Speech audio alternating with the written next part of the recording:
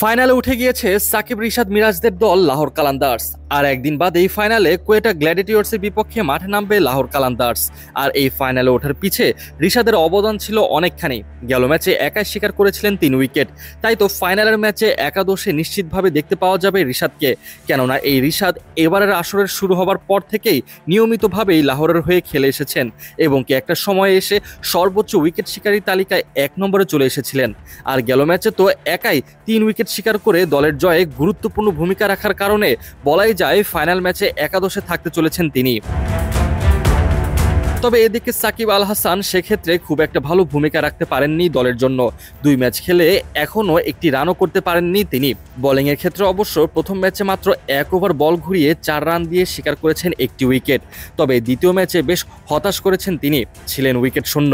তাই তো সাকিবের জায়গায় মেহেদী হাসান মিরাজকে যদি একাদশে দেখতে পাওয়া যায় তাহলে অবাক হওয়ার মতো কিছু থাকবে না। তবে শেষ পর্যন্ত অভিজ্ঞতার বিচারে মিরাজ কিছুটা পিছিয়ে থাকতে পারে একাদশে অন্তর্ভুক্ত হবার ক্ষেত্রে। এখন দেখা যাক ফাইনাল ম্যাচে সাকিব নাকি মিরাজ কে থাকবে মূল একাদশে। কেননা শিরোপা নির্ধারণী ম্যাচে পূর্ণাঙ্গ শক্তি নিয়ে মাঠে নামতে চাইবে লাহোর। সেই দিক থেকে সাকিব কিছুটা হলেও এগিয়ে আছে। মেহেদী হাসান মিরাজ বলা যায় কিছুটা হলেও অভাগা। স্বপ্ন দেখেছেন দীর্ঘ সময় পর আবারও সাকিবের সাথে জুটি বেঁধে ব্যাটিং ও বোলিং করবেন, কিন্তু টানা 2 ম্যাচে তিনি বসেছিলেন একাদশের বাইরে। সামনে আর একটা মাত্র ম্যাচ, তাও কিনা আবার ফাইনাল। আর এই ফাইনাল ম্যাচে যার কিনা এখনও দলের হয়ে মাঠে নামা হয়নি, তাকে একাদশে অন্তর্ভুক্ত করা হবে কিনা তা নিয়ে আছে সন্দেহ। সেক্ষেত্রে ধরেই নেওয়া হচ্ছে হয়তো মেহেদী হাসান মিরাজকে না খেলিয়েই আসর শেষ করতে যাচ্ছে লাহোর। তবে দেশের বাইরে কোনো ফ্রাঞ্চাইজিতে একসাথে 3 জন বাংলাদেশি ক্রিকেটার আছেন তা যেন ভাবতেও অবাক লাগে।